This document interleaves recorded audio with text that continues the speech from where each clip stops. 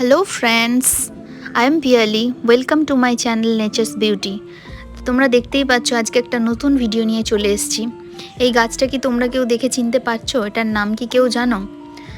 এটা হলো Mexican petunia, বা অনেকে এটাকে রুয়েলিয়া বলে। আমরাও এটাকে রুয়েলিয়া বলেই জানি। তো চলো আজকে রুয়েলিয়া নিয়েই কিছু কথা, কিছু টিপস তোমাদের সাথে আমি শেয়ার করব। তো চলো শুরু করা যাক।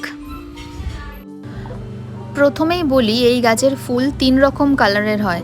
একটা দেখো সাদা, একটা গোলাপি, আর একটা বেগুনি বেগুনি মতন হয়। তো আমি 3টে গাছ 3 রকমের এনেছিলাম আর কি, মানে 3 রকম কালারের এনেছিলাম। তো তার থেকে আমার এই এত গাছ হয়ে গেছে। আসলে এই গাছগুলো মানে এর দানা থেকে নতুন আবার গাছ তৈরি হয় আর কি। তো সেই জন্য দানা পড়ে পড়েই এত গাছ আমার হয়ে গেছে। তো এগুলোকেই আমি করি কি, মানে এগুলো আমার কাছে আছে প্রায় 3 বছর হলো। ওই 3টে গাছ থেকে আমার এই এত গাছ হয়ে গেছে। তো এগুলোই আমি প্রত্যেক বছর মাটিটা চেঞ্জ করে দিই, আর তাতেই নতুন ফুল হয়। আর এই গাছ লাগানোর জন্য আগে থেকে মাটি তৈরি করে রাখার কোনো দরকার নেই। তোমরা দেখতেই পেলে যে নতুন মাটি, যে কোনো মাটি নিয়ে সেই মাটির সাথে সামান্য একটু ওই 1 মুঠো খোল মিশিয়ে মাটিটাকে ভালো করে মিক্স করে দিয়ে তারপরে এই বস্তায় ভরে দেওয়া হচ্ছে। আমাদের বেশিরভাগ গাছই এখন বস্তাতে রাখা হয়, তো বস্তায় ভরে দেওয়া হচ্ছে। আর এই মাটি চেঞ্জিংয়ের কাজটা আমাদের করা হয়েছে জুন মাসে। তো তোমরাও যদি পারো তো করে নিও। এটা বর্ষার আগে আগে করলেই ভালো হয়, মানে ওর শিকড়টা চালাতে সুবিধে হয়, আর তাহলে ফুলটাও ভালো পাওয়া যায়। আর একটা জিনিস, সেটা হলো এই গাছটার জন্য কিন্তু একদম ডিরেক্ট সানলাইট এর দরকার হয়। মানে তুমি সেমি শেডে রাখতেই পারো, গাছটা ভালো থাকবে, গাছের কোনো অসুবিধা হবে না, কিন্তু ফুল কমে যাবে। কিন্তু তুমি যখন এটাকে একদম চড়া রোদের মধ্যে একে বসিয়ে রাখবে, এ পুরো একদম ফুলে পুরো ভর্তি হয়ে থাকবে। আর এই গাছের ওয়াটারিং বলতে এর ড্রেনেজটা একটু ঠিকঠাক আছে কিনা সেটা চেক করে নেবে।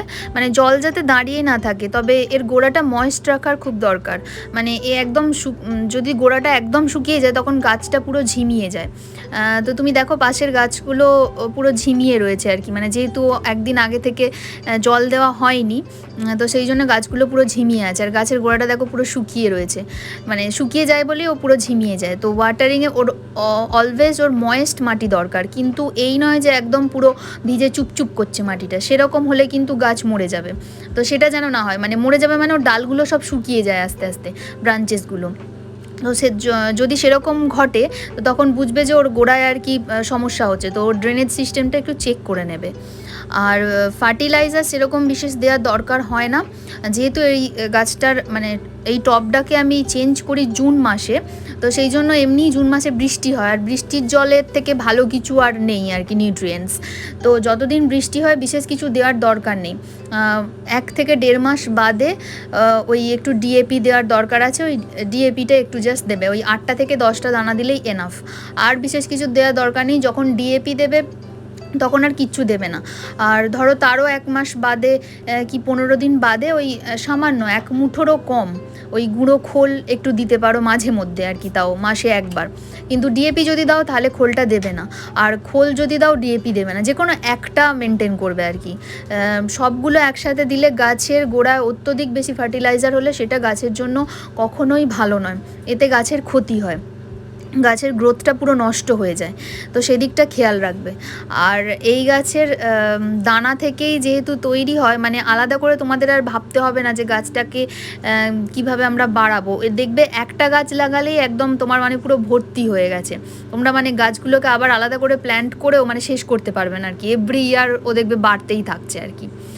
আর এগুলো মোটামুটি ফেব্রুয়ারি থেকে এর ফ্লাওয়ারিংটা শুরু হয়ে যায়। তো কেউ যদি চাও ফেব্রুয়ারিতেও এর মাটিটা চেঞ্জ করে দিতে পারো, কিন্তু আমার বাগানে যেহেতু সব গাছই প্রায় বর্ষার আগে আমি চেঞ্জ করি, তো সেই জন্য আমি গিয়ে জুন মাসে এটাকে চেঞ্জ করি। তো সেই হিসেবে আমার জুন মাসে করা হয়েছে। কেউ চাইলে এটাকে ফেব্রুয়ারিতেও চেঞ্জ করে নিতে পারো।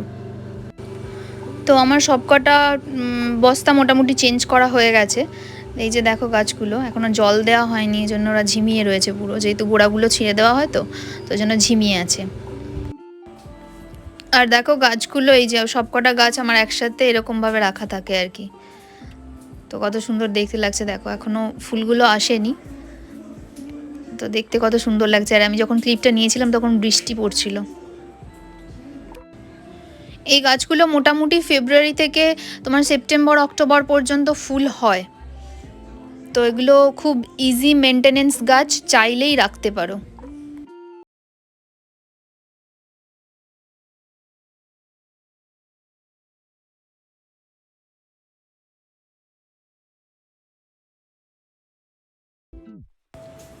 আর দেখো আমি তোমাদের দেখিয়ে দিচ্ছি ঠিক কতটা ডিএপি তোমরা ইউজ করবে। ওই গোটা 10-12 দানা নিয়ে দিলেই এনাফ, আর দরকার নেই। তো তোমরা দেখো গাছগুলো 15 দিন বাদে ঠিক এরকম দেখতে লাগছে, একদম পুরো ঝরঝরে হয়ে গেছে। তো আর বৃষ্টির জল পড়ছে, ওই জন্য গাছগুলো আরও বেশি একদম মানে সবুজ হয়ে রয়েছে।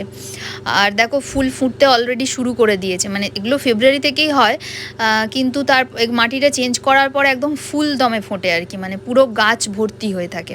তো অলরেডি এটা স্টার্ট হয়ে গেছে। আর সাদাটাই বেশি হয়েছে, বেগুনি কালারের আর গোলাপি রঙের যেটা আছে সেগুলো একটু কম, মানে এখনও অতটাও কুঁড়ি আসেনি, তবে কয়েকটা হয়েছিল, আমি যেগুলোর ক্লিপ নিয়েছিলাম তো সাথে অ্যাড করে দিলাম। দেখো তোমরা দেখতে কত সুন্দর লাগছে। তো কেউ ইচ্ছে করলে এই গাছটা করতে পারো, এর পিছনে এমন কিছু খাটাখাটনি নেই। যে সমস্ত বন্ধুরা আমার ইউটিউব বন্ধুরা ভাবেন যে মানে গাছ করতে গেলে প্রচণ্ড খাটুনির ব্যাপার, এই গাছের পিছনে সেরকম কোনো খাটুনির ব্যাপারই নেই আর কি। জাস্ট এটাকে তুমি একবার একটু কষ্ট করে কিনে নিয়ে এসে যদি লাগিয়ে নিতে পারো, মানে আর তোমাকে দ্বিতীয়বার ভাবতে হবে না, ও নিজে নিজেই হতে থাকবে।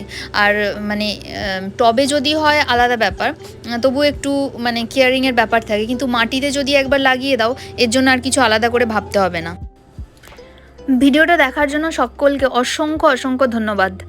আর যদি ভিডিওটা ভালো লেগে থাকে তাহলে একটা লাইক, শেয়ার আর কমেন্ট করো প্লিজ, আর চ্যানেলটা সাবস্ক্রাইব করো। Thank you, by.